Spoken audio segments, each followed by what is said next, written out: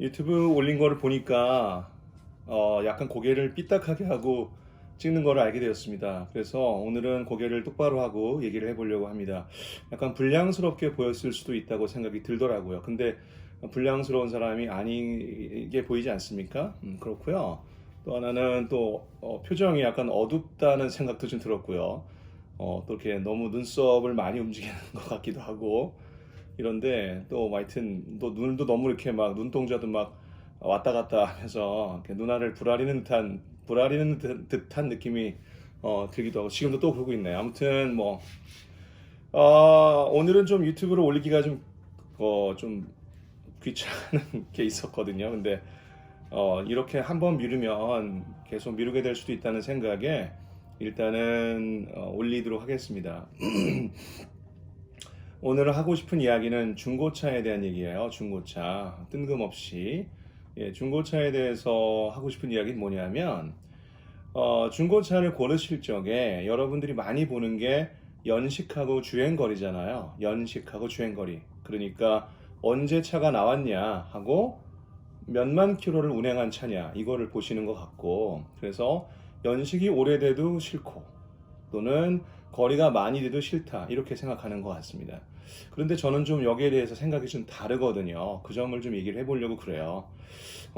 일단 어떻게 생각해야 되냐면 일단은 자동차라는 게 출고된 뒤로 시간이 지나면 부품 중에서 금속성 부품이나 이런 플라스틱 같은 거는 모르지만 연성 부품들 같은 경우에 무슨 뭐 서스펜션이라든지 플라스틱 그 부싱이라든지 이런 것들은 경화라는 과정이 생겨요. 여러분들 아시다시피 무슨 물건 같은 거 이렇게 고무 제품 같은 것들은 시간이 지나면 좀 딱딱해지거든요.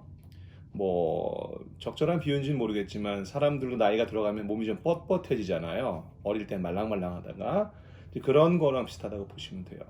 그래서 연식은 그런 면이 있기 때문에 그런 생각을 좀 할 수 있는데 그럼에도 불구하고 그러한 부품들은 다 소모성 부품이기 때문에 소모성 부품이라 하면은 교체가 가능하다는 거예요. 자동차 겉에 셰시를 교체하는 사람은 없죠. 하지만은 자동차의 뭐 댐퍼라든지 또는 부싱 같은 거 우리가 흔히 밈이라고 하는 부분이 있죠. 미션이라든지 엔진의 마운트에 들어가는 부싱 같은 것이나 또는 뭐 언더 차 밑에 있는 쪽에 있는 뭐 로어암 같은 데 있는 그런 부싱들도 다 바꿀 수가 있거든요. 바꾸면 신차 컨디션이 바로 나와요. 그래서 그런 것들은 좀 생각해 볼 필요가 있고요. 이제 주행거리에 대해서 좀 말씀을 드릴게요. 예를 들면 주행거리가 똑같은 출시 연도를 가졌는데 주행거리가 길다. 예컨대 보통 자동차가 1년에 한 2만 킬로를 탄다고 보잖아요. 그러면 이제 5년 된 차를 사면 10만 정도를 뛰어야 된다고 생각을 할 수 있죠. 그런데 어떤 차가 15만을 뛰었다고 한번 해봅시다. 그러면 5만이나 더 뛰었으니까 자동차가 좀 나쁘지 않을까 생각할 수가 있거든요. 근데 같은 기간에 시간이 같은데 주행거리가 많으면 둘 중에 하나입니다. 뭐겠습니까? 첫 번째는 5만 킬로, 주행거리가 더 많은 만큼 더 오랜 시간 주행했을 가능성이 있죠. 예, 그 말은 무슨 뜻이냐면은 자동차가 길 위에서 더 많은 시간 동안 엔진이 가동된 채로 보냈다는 뜻이죠. 그러니까 10만을 뛴 차가 평균 시속이 30이 나왔는데 15만 킬로 뛴 차도 평균 시속이 30킬로일 수 있거든요. 그러기 위해서는 당연히 더 오랜 시간 운전을 해야 되는 겁니다.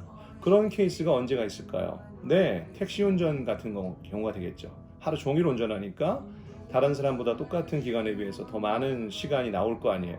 많은 거리가 나올 거 아니에요.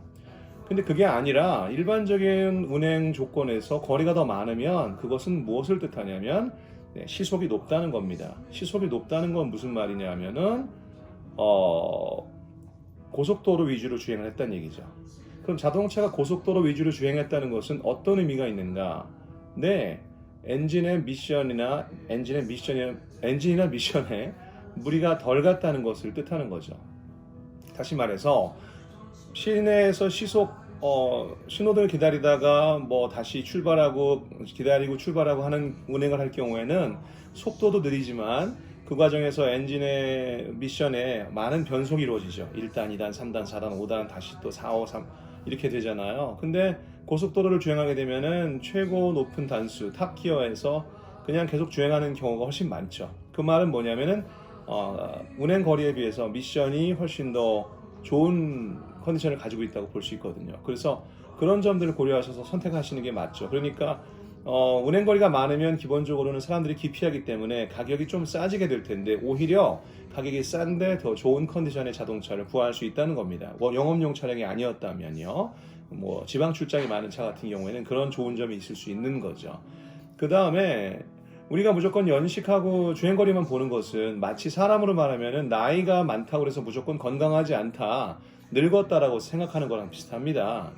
초등학생하고 중학생은 얼굴만 보면은 누가 더 나이가 많은지가 나오죠. 그리고 건강이 누가 더 좋은지도 알 수 있는 거지만 나이가 60, 뭐 70 이런 분들은요. 나이가 많다고 해서 3년 더 늙었다고 해서 3년 늙은 만큼 더 건강이 나쁘거나 이러진 않을 수가 있어요.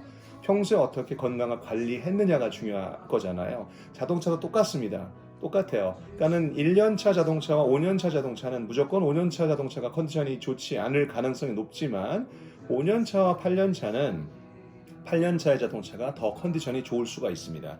하지만 통속적인 기준에서는 8만 킬로 뛴 차를 더 낮게 가격을 쳐주기 때문에 더 낮은 가격으로 좋은 차를 살 수 있는 장점이 있어요. 그러니까 중고차를 구매하실 적에 무조건 키로수하고 연식만 갖고 검색을 해가지고 필터링을 해서 고르게 되면 더 좋은 조건의 차를 더 저렴하게 구할 수 있는 기회를 놓칠 수 있다는 점을 보시고 무조건 그렇게 보실 게 아니라 자동차의 전체적인 컨디션을 보셔야 됩니다. 일단 무슨 말씀인지 아시겠죠? 주행거리가 많다는 것은 평속이 높다, 즉 엔진과 미션에 무리가 덜 간 상태에서 운행했고 당연히 고속도로 같은 곳은 도로 사정도 좋으니까 댐퍼라든지 이런 뭐 서스펜션 같은 데에 부담이 덜 갔다. 우리가 말하면 이제 스트레스가 덜 갔다고 표현할 수 있는 거거든요. 또 뭐도 있냐면은 또 자동차 같은 저 같은 경우에는 또 뭐냐면은 급출발 급제동은 당연하거니와 워밍업을 잘 한다든지 또 주차할 때의 컨디션, 뭐 노상 주차를 많이 한 차냐 아니면 지하 주차장에다 한 차냐 이런 것도 중요하고요. 또 자동차가 처음에 아침에 출근을 할 적에 내리막길로 출근하는 차냐 아니면 오르막길로 출근해야 되는 차냐도 되게 중요하다고 저는 생각을 해요. 내리막길로 가는 차는 부담이 없는 상태에서 워밍업이 자동으로 되잖아요. 근데 출발하면서 오르막을 가야 되는 조건의 자동차라면은 아침에 냉간 시동에서 자동차의 엔진이 충분히 예열이 되지 않은 상태에서 고RPM을 쏘면서 올라가야 되기 때문에 그게 누적이 되면 자동차에 좋지 않을 수도 있죠.